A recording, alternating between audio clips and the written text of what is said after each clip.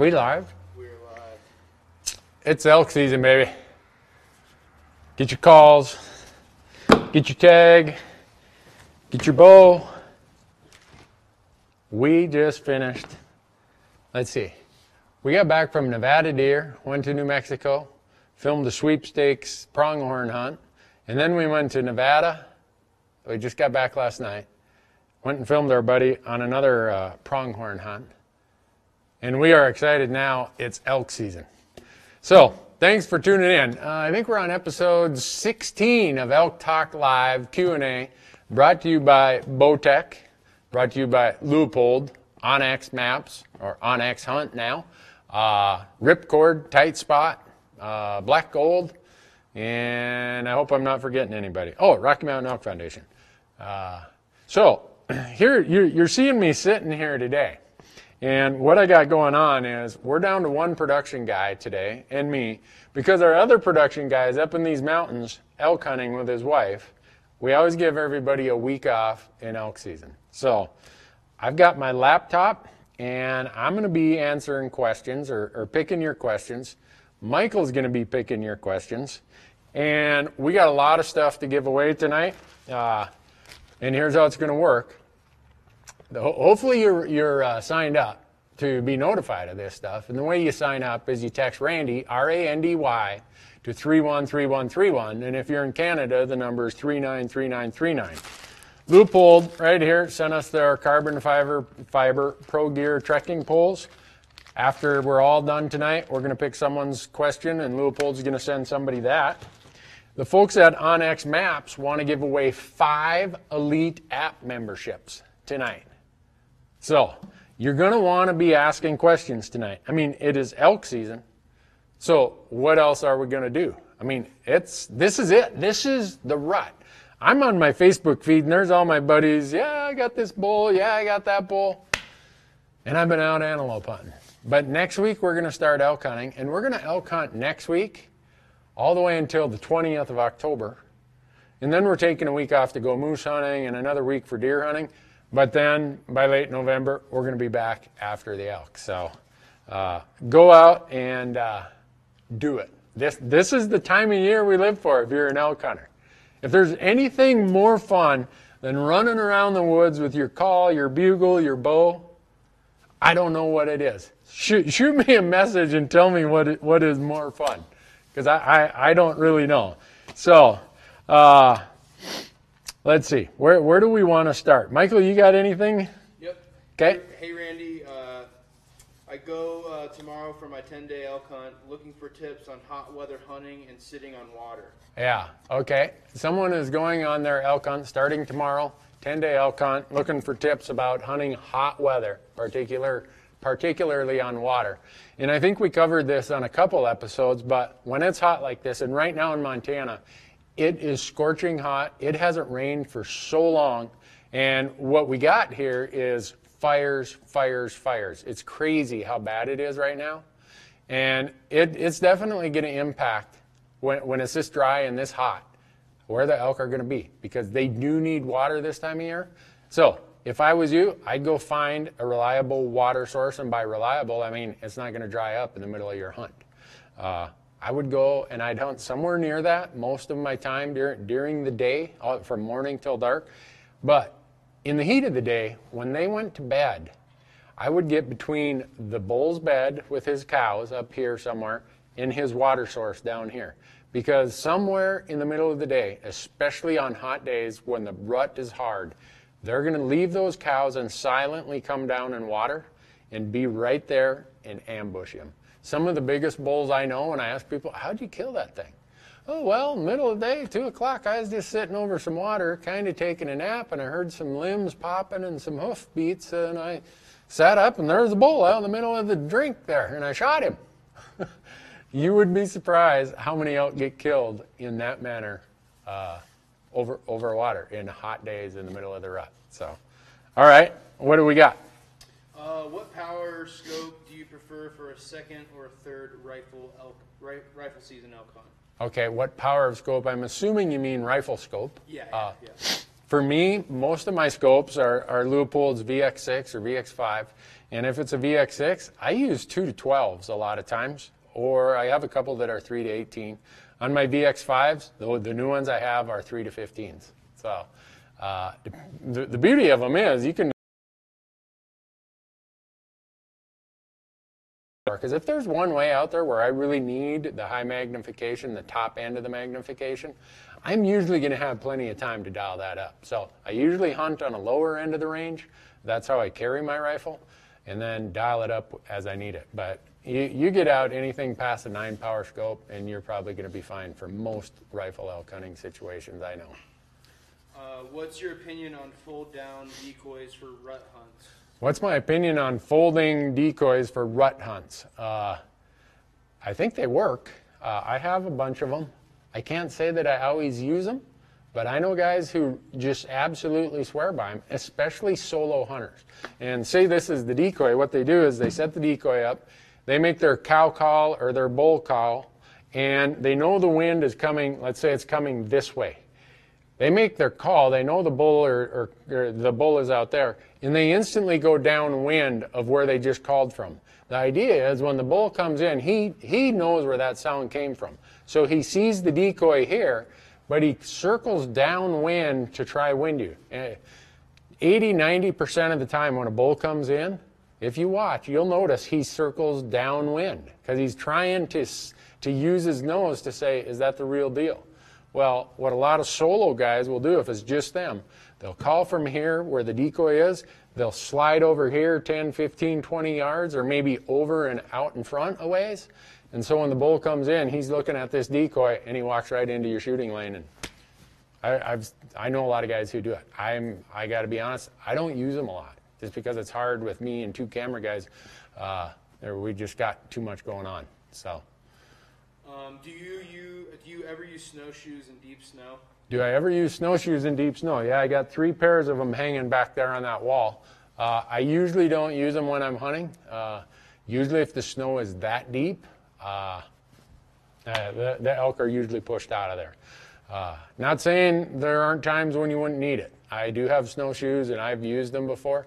I usually use them a lot for predator hunting and other stuff in December and January. Where are you hunting elk this year? Where am I hunting elk this year? I have elk tags in Montana.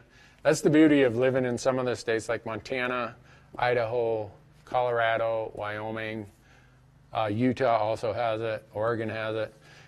I think Washington might even have it. As a resident, you can get a general over-the-counter tag. So I'm going to be hunting out here away from Bozeman, not too far. I'm really busy, so I don't have time to go on a big, long hunt in Montana. And then I have a Wyoming elk tag that is going to be late September. And then I have an Arizona elk tag, which will be early October. And then we're going to help some friends who have elk tags. So we're going to get more than our dose of elk this year. Well, not more. We're going to get our dose of elk. You can't have too much elk. It's that simple.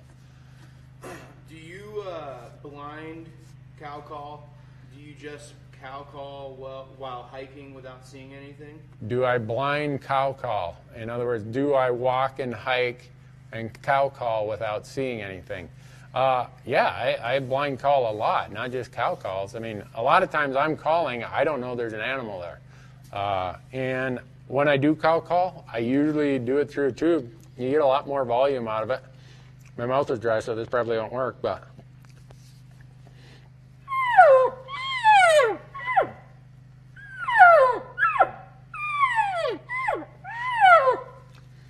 If you have a really good tube like this Rocky Mountain one, when you cow call, that is going to carry so far, you're going to get a lot of responses. So yeah, I do it cold a lot. I do it in the dark.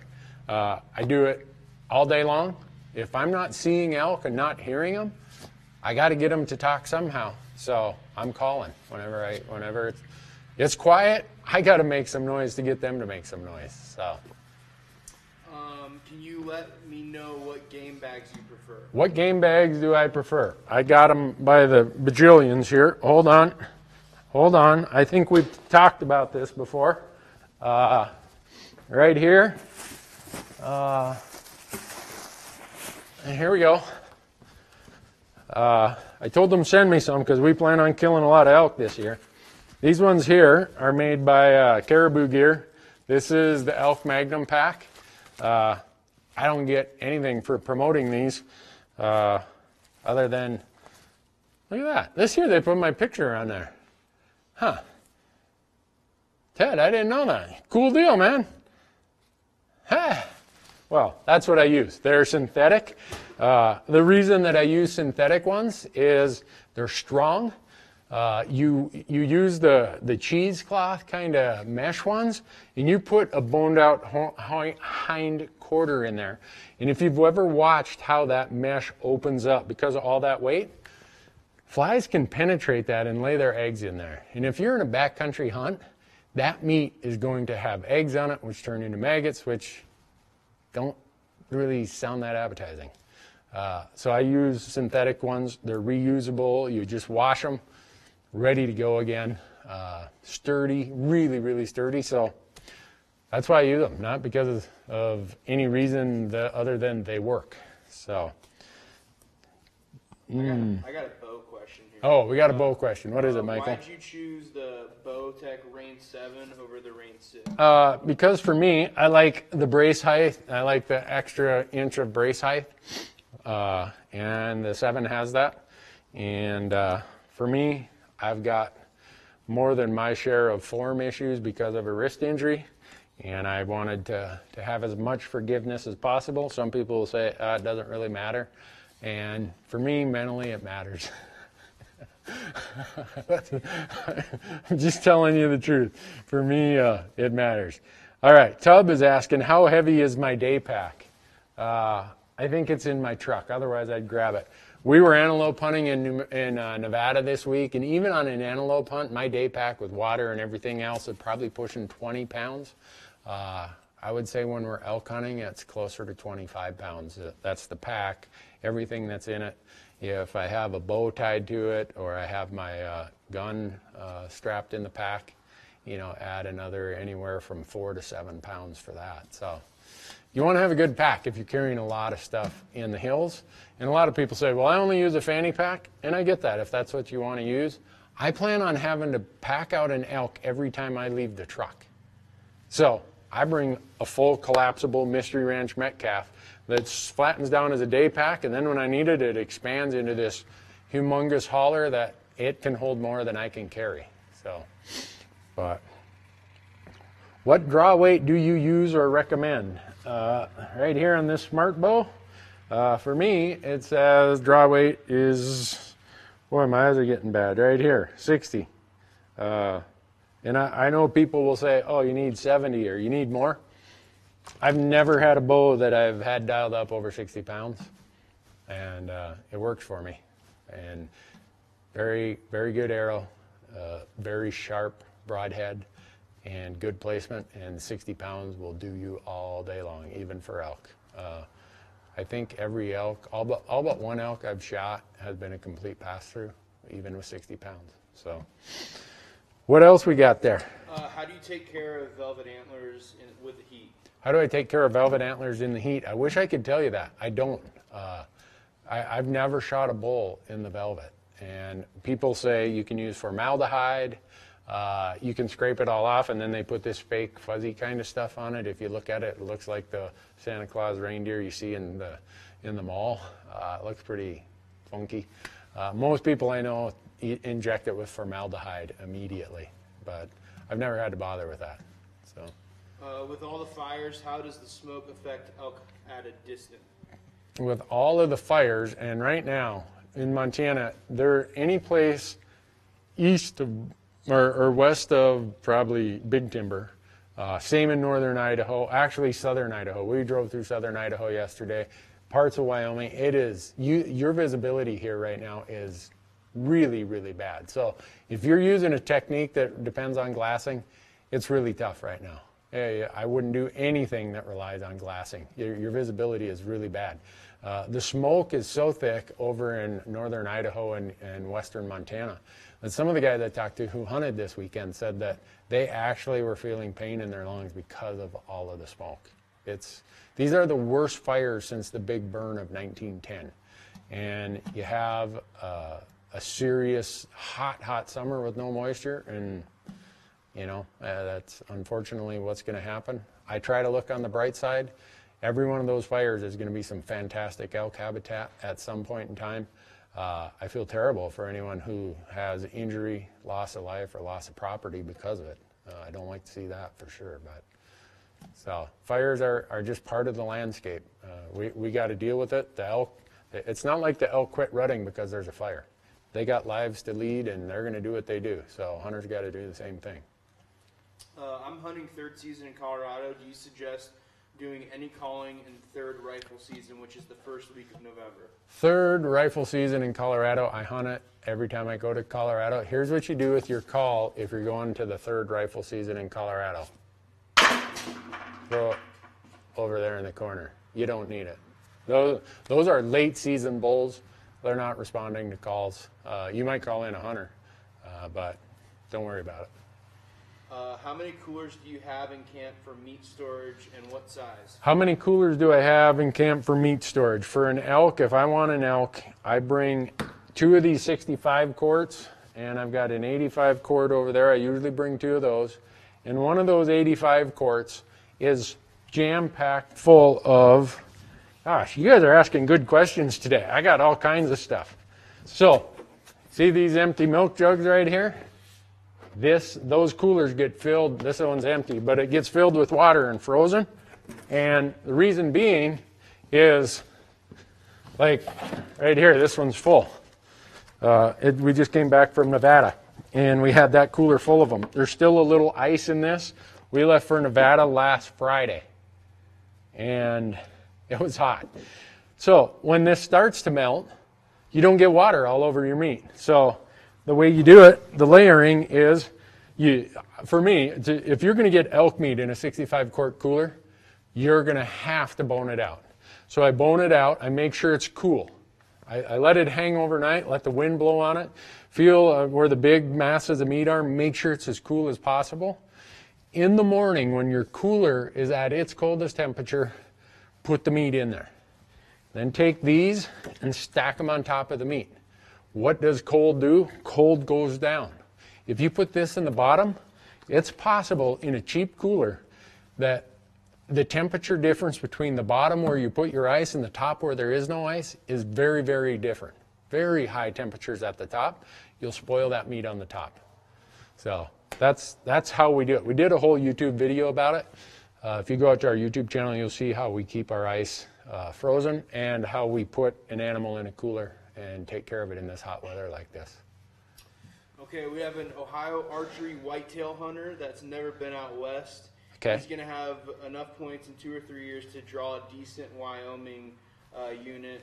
Okay. And he has 10 days to hunt. Okay. Should he hunt in the rut with a bow or wait and hunt with a rifle? Okay. Person's coming from back east. He says Ohio in this instance. He's saving up enough points to come to Wyoming. Wyoming has this unique thing that if you draw a rifle tag, say you draw an October or November rifle tag, in just about all units, not all, but most, you can come and hunt the archery season on that same tag, which is September 1st to the 30th. His question is, if you had 10 days, would you come and hunt the archery season, or would you come and hunt the rifle season? Whew, that's a tough question. And he says he's a whitetail hunter, so most of the whitetail hunters I know from back east, a lot of them are archery hunters. So if you're already an archery hunter, even though the odds are lower in archery season, come in archery season and you are going to have so much fun. The elk are going to be screaming. The other beauty of it is, in the West, a lot of times the public land is the high ground. And what happens is the elk spend the summer up on the high ground, and they stay there till about late September, mid of October. And then as the forage dries up and the hunting pressure comes, they move down to private in the valleys. So you're going to have some chances at those older, mature bulls in archery season that you might not have in rifle season because hunting pressure and weather has pushed them down low, where in a lot of cases that's the private land that access is really expensive or very hard to get. So if I was you, I'd come in September. I'd come probably September 15th through the 25th, something like that. and brace yourself for a ton of fun.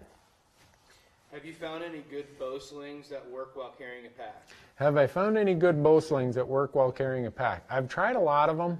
Sitka has a new one that's been working pretty good. I used to use a Primos one, but the problem is I wear a backpack that has a really thick shoulder strap on it, and when that sling sits on top of that strap, it's always sliding off. So you'll see in a lot of our shows, I've got my bow strapped to my Metcalf Mystery Ranch pack in the back. And then I got two hands free and I've got my trekking poles and I'm just going. And some people say, well, what if you run into an elk? I get it. For me, in the time it takes for our cameras to get the tripod set up, get everything ready for them, I'll have that pack off and that bow off and I'll be ready to shoot. If you aren't having to wait on camera guys, maybe you don't want to do it the way I do. What model Howa do you shoot? What model Howa do I shoot? I'm assuming it means for elk. Yeah, for rifles, I use the Howa Alpine Mountain Rifle just about exclusively. I have a 308, a 7mm08, 6.5 Creedmoor. My elk one is always the 308, but I have a lot of their Model 1500s, and I have that all the way from a 300 Win Mag down to, a 22-250. Every one of them, I have Leupold scopes on them, anything from VX3Is up to VX6s, and every one of them I'm shooting Nosler ammo, Akibons, E-tips, or partitions. Those are my three go-to pieces for rifle hunting. So, what is my favorite animal to hunt? In which state do you hunt it? Whatever animal I have a tag for in whatever state I have a tag. I get asked that a lot. And it would be, if you told me with a bow, it's absolutely no doubt going to be elk. If you ask me with a rifle, oh boy, it's going to be, it's all equal with a rifle. I really, I can't make a distinction in rifle season. So, what do we got, Michael? Any blister prevention tips on hunts or on hunts? Yep. Foot care can be time-consuming but crucial for comfort. Yes, absolutely. There's a lot of things about foot care because if you get a blister, life sucks in a hurry. What I always do, and if you go out to our YouTube channel, you're going to see that we did a whole series on boot care, foot care, everything else. Blisters are usually a function of a poor fitting boot or a bad sock system. And a poor fitting boot is either because you've got too much play in it, and so when you're walking downhill, you've got the heel rubbing, or when you're walking uphill, you got the heel rubbing. Or when you're walking downhill, if you got too much slop in your boot, on your little toe or your big toe, you're getting blisters there. If your boot is too tight, your toes are curled up in there, and you put a heavy pack on, put a bunch of weight on, and now as your feet flatten out from that weight, they're even tighter. And it's just nothing but friction in there. The number one reason you'll get blisters is your boot does not fit properly. The number two reason is because your sock system is not proper. I wear merino wool socks all the time. And I will change socks in the middle of the day if I feel that one of my socks or both my socks are getting moisture due to sweat and perspiration. Or if you don't wear gaiters, a lot of times, you'll be hunting in snow and you look down and the whole bottom part of your pant is soaked because you've got the either wet snow or you've got this warm microclimate right around your leg that when the snow touches that warmer area, it melts and pretty soon you got these big ice crystals. Well, that gets to the top of your sock, and then through adhesion, water molecules adhere to each other and it starts working its way down into your sock. A wet sock is another great way to get blisters. So I take care of it that way. If you got a hot spot, I carry moleskin. And I will cut out a little circle and put, it almost looks like a donut or an oval-shaped donut with protecting that hot spot in there. And I carry a lot of it with me. If you got a multi-day hunt, a blister is going to be miserable. You're not going to be able to hunt nearly as hard as you want to. The other thing, even before you go hunting, do a lot of walking, do a lot of hiking, put loads on. Get your feet ready for that.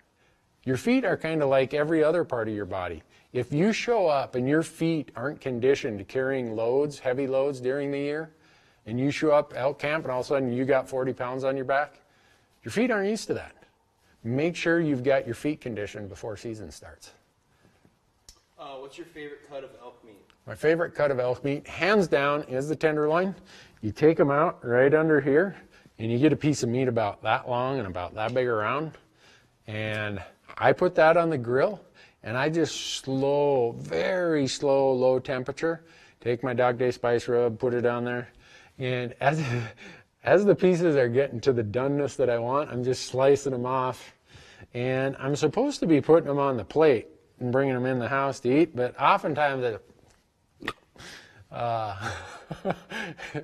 it's hard for me to get the whole tenderloin back in the house because you just see these juices coming off there. If you kill an elk, unless somehow you've messed it up here, you've got a lot of gut and stomach, problems with it on the meat, go in and get those tenderloins. They are remarkable. Never leave them in the woods. What power binos do you carry during the elk hunt? What power binos do I carry? Either 8 or 10 power. Whatever is whatever you have, whatever you're most comfortable with. Most often, not always, but most often, depends on what angle of view that the bino is set up for, and that's a function of how long or how short it is. Oftentimes, all other things being equal, an 8 power will give you a wider field of view than a 10 power in the same length, same size bino. But it's really what you want to use. Either of those, I think, would be just fine. Do you routinely hunt the same areas for both archery and rifle season? Do I routinely hunt the same areas for both archery and rifle season? No. And if you go to our YouTube channel and watch our Elk Talk series, we have the 5 periods, the 5 calendar periods we hunt elk. Early season, pre-rut, peak rut, post-rut, and late season. My rifle seasons are going to be post-rut and rifle, or post-rut and late season. My archery ones are going to be pre-rut and peak rut, possibly early season. Elk are going to be in different places in these earlier seasons than they are in these later seasons. They have different needs, so they're going to be in different locations to satisfy those needs. So very seldom am I hunting a place in rifle season that I also hunted in archery season. It's just elk are going to be in different spots at that time, in those different times of year. How do you manage your camo system at camp, and then in parentheses, scent? Like scent control, I'm assuming. How do I handle my scent control in camp with my clothes? Yeah, So if you're in elk camp and you are hunting this time of year, you're not going to take care of scent through any manner. Your body is going to give out odor because you're going to be hiking, you're going to be mobile, you're going to be chasing elk, it's steep, it's ugly, nasty, you're climbing over deadfalls. You're wasting your time trying to worry about scent control. Because the only time you need scent control is if somehow you get upwind of the elk. Well, if you get upwind of the elk, I don't care what scent control you use, an elk's nose is going to bust you. It's that simple. So I don't even bother with it. But I don't like clothes that stink to high heaven either. So in the middle of a 5-6 day hunt, I'm going to wash my clothes after day 2 and probably after day 4 and let them dry overnight and head off in the hills again in the next morning. But the folly, at least in my opinion, again, I'm sure a bunch of people are going to chime in and say, Newberg, you're a fool. The folly, I think, is that people somehow believe you can use scent control products and that means you don't have to monitor your wind. Wind discipline is what makes or breaks elk hunting. And I don't care if it's rifle hunting or archery hunting, even more so in archery season. So remember, if you want to get in on these drawings, if you want to get notified for how this all works, and when we're going live, text Randy, R-A-N-D-Y, to 313131. And I hope you'll share this with your friends. The number of views we're getting is crazy. I'm looking out on the Bowtech channel, Leupold's channel, Onyx, Black Gold, Ripcord, Tight Spot. It's crazy how many of these questions we're getting. I can't get to them all. But tonight, because we don't just want to talk or give prizes to people whose questions we answer because there's so many of them, tonight, like I said, Leupold gave us these set of carbon fiber trekking poles. They're a Pro Guide version. And then OnX is giving away 5 elite memberships. And they're just going to go through all the questions across all the platforms, whether you're on the live stream, whether you're on the Facebook pages, whether you're on your YouTube pages. And they're going to pick 5 of you who had really good questions. And they're going to say, hey, give us your email. You want an elite OnX Hunt app membership. So we're rolling right along, Michael. This is working way better with one person. I mean, we did one person before, and it was a train wreck because we hadn't quite sorted this out. But over 16 episodes of doing this, we've been testing the technology and tweaking this and tweaking that, and it's working okay. Caleb Perry wants to know, if you had to pick 7 days to hunt the rut, what dates would you choose? Boy, that's a good question. It'd probably depend upon the state. Here in Montana, I'd probably pick the 10th or 11th through the 17th or 18th. If I was in Colorado, Arizona, I'd probably pick the 15th through the 22nd, something like that. And whatever dates I pick, I would hope that it got cool weather. Because hot weather just is tough on elk. You think about what a coat they're wearing. They're already wearing a thick layer of fur, and they have all this activity that happens during the rut. They get overheated if it's hot. So if it's hot, they just head for shade in the day, and most of the activity happens at night. Last year in Montana, we got a snowstorm over Labor Day weekend, and people were just crushing the elk. Why? Because it was cool. They were doing more of their rutting during the daylight hour rather than at night. I don't want to answer this one. You got one, Michael? I got one for you. All right. Next year, I could get divorced if I answered that one. next year I'm planning on hunting Idaho for elk. How do you go about picking areas to put in for? The person wants to hunt Idaho elk next year. How do you select areas to put in for? I use a system called Go Hunt Insider, gohunt.com/insider. They analyze every unit you can think of. And in doing so, you can sort it by harvest success rates, the public land versus private land percentages. I look at where is there a good herd that is stable or growing. I like good bull to cow ratios. I like high harvest percentages or better than average harvest percentages. And I want units that a lot of times the reason they're easier to draw isn't because the quality of the elk isn't there. It's because there's maybe a little more private land and it creates a little bit of access challenge. You should be as handy with your GPS and your smartphone app from OnX as you are with your bow, as you are with your calls, as you are with your spotting scope. And that's how we draw a lot of our tags. Is these are the places we go aren't units that everybody is applying for. If we did that, we'd draw one tag every 5 years. We have to go and apply for units that are easier draw odds but have those other characteristics I mentioned. And the reason the odds are usually better is because sometimes the access is a challenge. And if that's the case, bring it on. Hunting elk in hot weather, how do you hunt them? Blind, wallow, or sleep in camp? What? Do I sleep in camp when they're during the elk in hot weather? Yeah. No, you sleep at the water hole. You better not be at camp until the sun has long been down, and you better be out of camp long before the sun comes up. I never go back to camp in the middle of the day unless I plan on, okay, this place was a bust. I'm going to go to camp, grab a bite to eat, and then I'm going to go do an afternoon hunt. If I'm into elk, I'm out there all day long. And if that means the middle of the day I take a nap by the water hole, that's what I do. Where is your favorite place to hunt antelope? Wherever I have a tag. After just this last week, we were in Nevada. My buddy Mike Spitzer shot an 85-inch buck. So Nevada right now is high on my #1 place to hunt antelope. But we're talking elk here. So what do you got there, Michael? You're kind of laughing.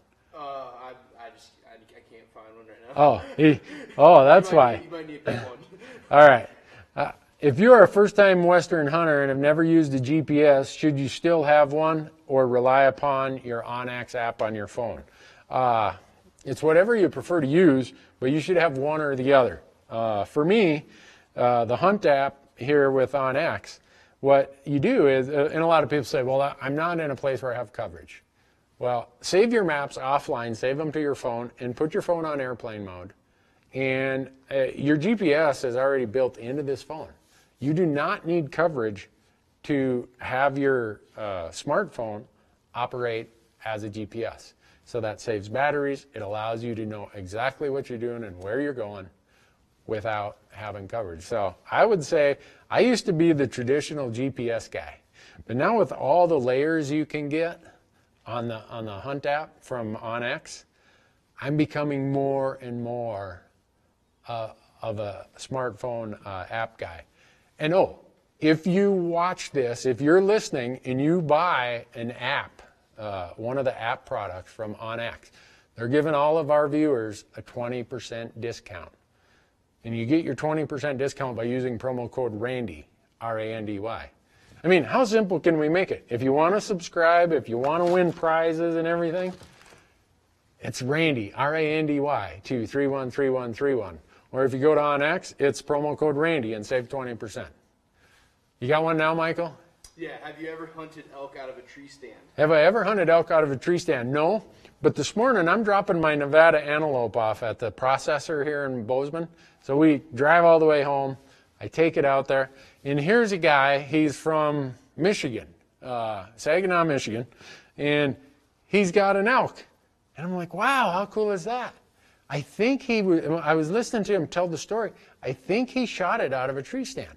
And so I got to talking to the guy with him. He's like, oh yeah, a lot of these Midwest guys, we come out west, we hunt out of tree stands, and we know it's not as exciting as running around chasing the bugles, but guess what?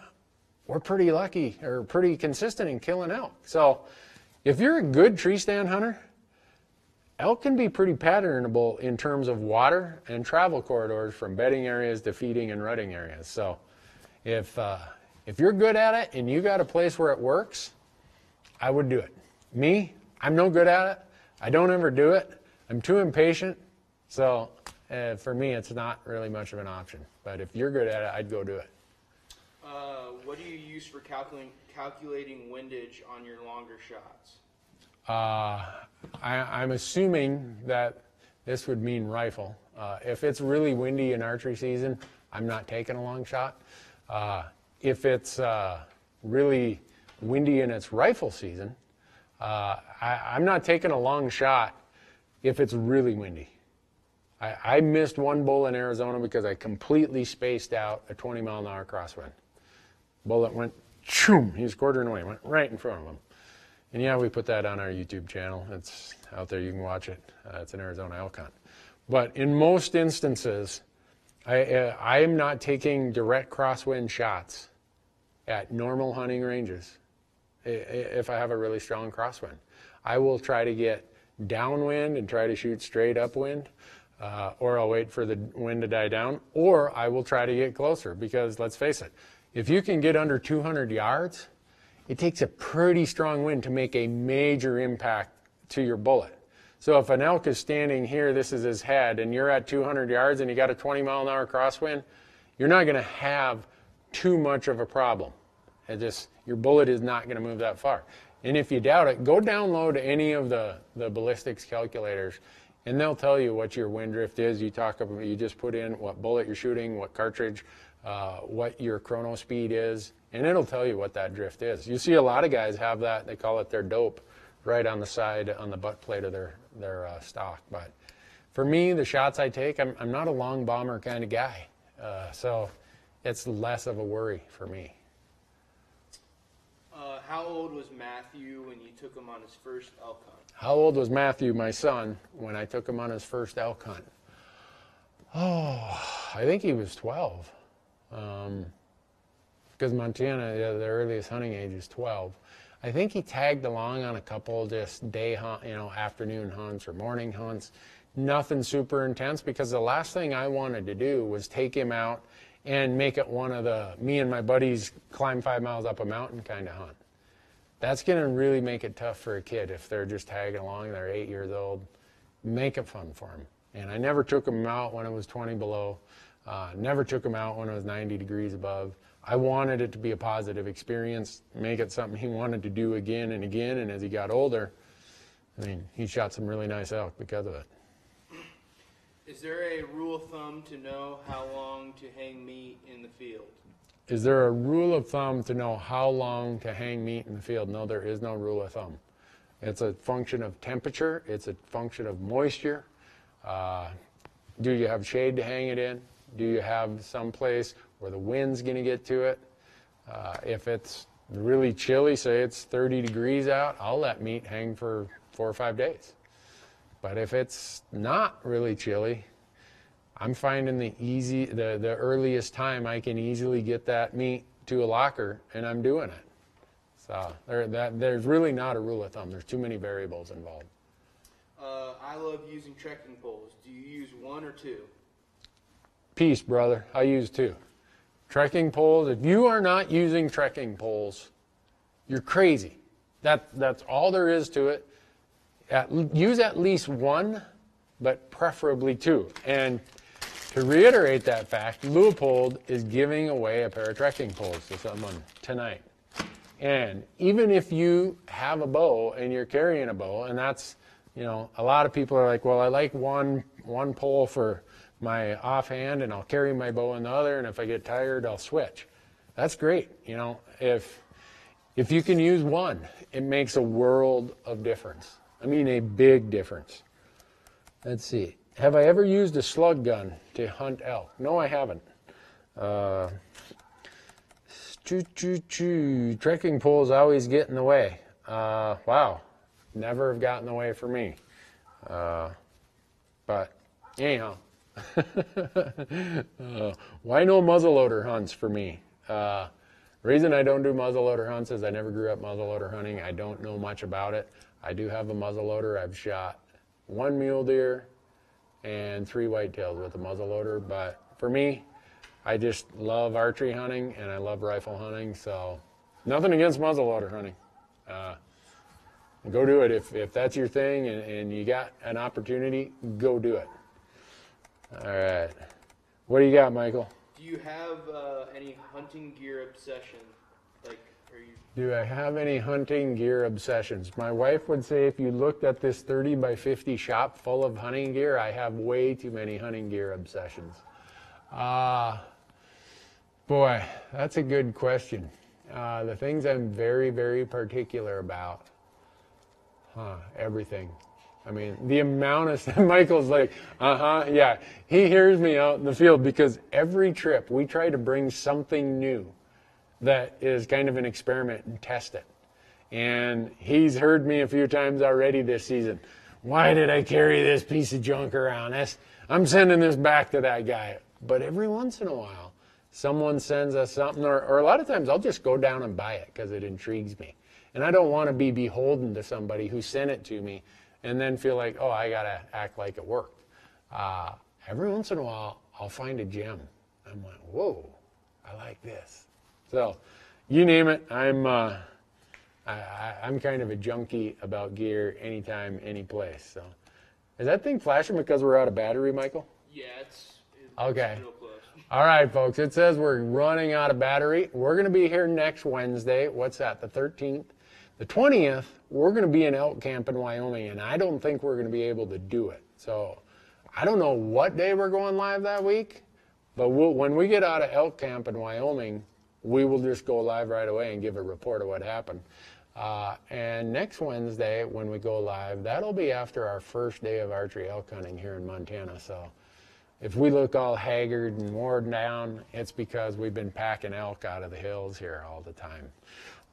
But anyhow, thanks to Bowtech, thanks to Leupold, thanks to Onyx Maps, thanks to Tight Spot, Ripcord, Black Gold, everybody who's helping us bring this to you. Leave all your questions. Again, when we tune off here and shut it down, we're going to give away the Leupold trekking poles and 5 Onyx Elite Map memberships. So thanks for watching, everybody. Take care.